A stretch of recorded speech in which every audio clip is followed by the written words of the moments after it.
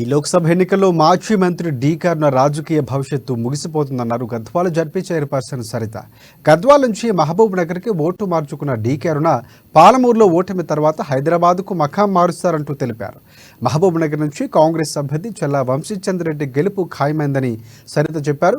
గద్వాల్లో BJP, BRS ఏకమై తనను ఓడించారని, లోక్సభ ఎన్నికల్లో రెండు పార్టీలకు తగిన విధంగా బుద్ధి చెబుతామని అన్నారు సరిత. గద్వాల్లో తను 3 సార్లు ఎమ్మెల్యేగా గెలిచింది, మంత్రిగా చేసింది. ఈ రోజు గద్వాల్ పరిస్థితి ఏంది అన్నది, నడిగడ్డ అంటేనే ఒక ప్రత్యేకత ఉంది.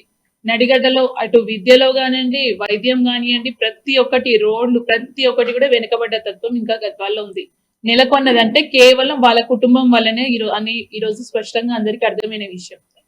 మహిళలను చూడకుండా ఎట్లంటే అట్లా మాట్లాడుతున్నారు, అందరు అవమానిస్తున్నారు అని నిన్న మాట్లాడిన అరుణమ్మ గారికి నేను సమాధానం చెప్పాలనుకుంటున్నా.